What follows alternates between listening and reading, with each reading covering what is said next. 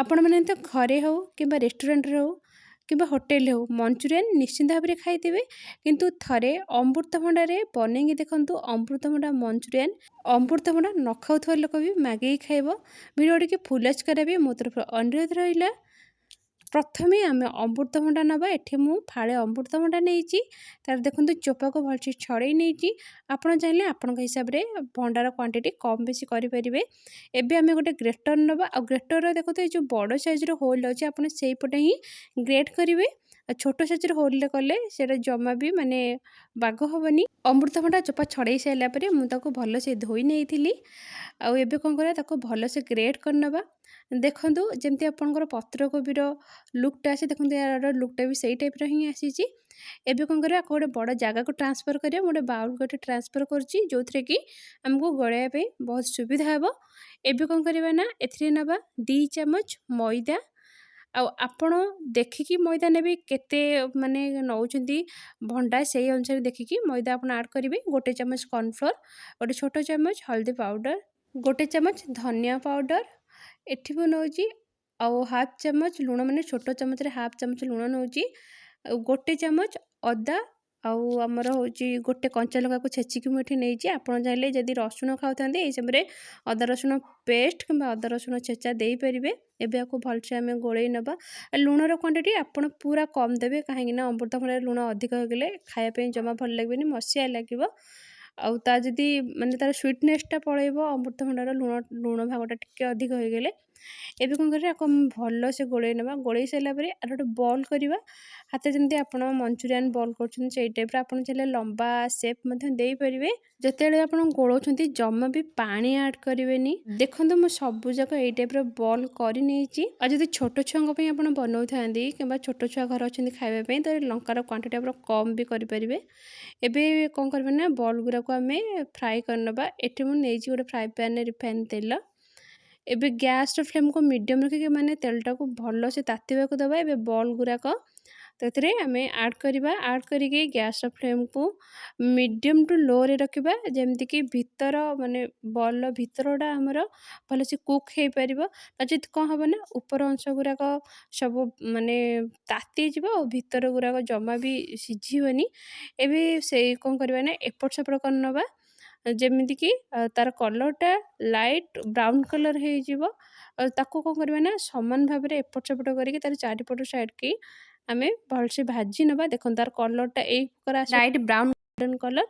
ଏଥିରେ ଆମେ ଦେଖନ୍ତୁ ଲଙ୍କା ପାଉଡ଼ର ଆଡ଼୍ କରିନେ, ତଥାପି ତାର କଲର୍ଟା ବହୁତ ବଢ଼ିଆ ଆସିଛି।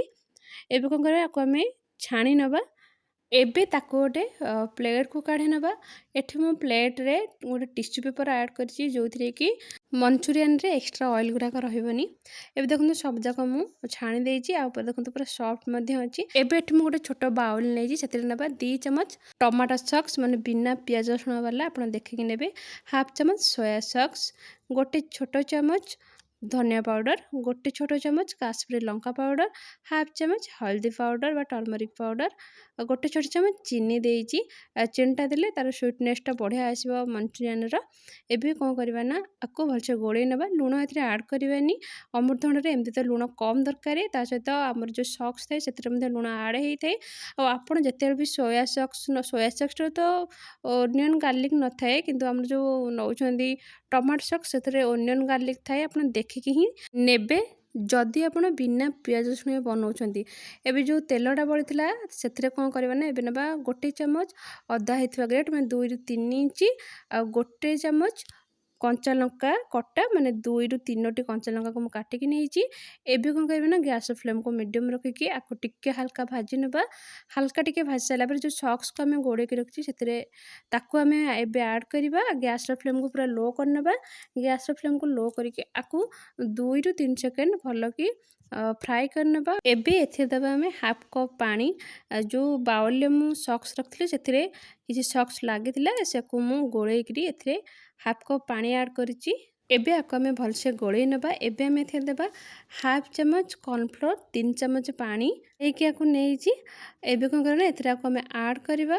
ଆଡ଼୍ କରିସାରିଲା ପରେ एबे आमे लो फ्लेम रे रखिकी आकु 1 ରୁ 2 सेकंड भली कुक करनवा देखंतु तार माने कंसिस्टेंसी देखंतु बहलिया हेई आसलानी ए समय गैस रो फ्लेम को बंद करनवा आउ एठी देखंतु मु किछि धनिया पत्र को एथरे ऐड करूची एबे आको आमे भल से गोळेई नबा गैस रो फ्लेम को ऑफ कर नबा एबे जो मंचुरियन गुरा रखी जे हम ताको गोटे प्लेट को काढ नबा आपण जेति की खाइबे सेति की प्लेट को काढी की जो आपण सॉस रेडी करछनी से सॉस को मंचुरियन ऊपर ढाली देबे जोदर कि तर टेस्ट भल आसीबा जदी आपण पके के ताको फुटै दउछनी तले को हम ना बॉल गुरा सब सॉफ्ट होई जिवो आ भांगी जिवो याको आपण रोटी परोटा भात सबुथिरे याको खाई परिबे ये देखंतु हमर पूरा कम समय रे मात्र 15 मिनिट रे रेडी हे गेला एटी पर थरे निश्चित ट्राई करंतु घरे थरे एमती का निश्चित ट्राई करंतु केते लागो जे मते कमेंट करके जणांतु ए रहूची नमस्कार पुन देखबो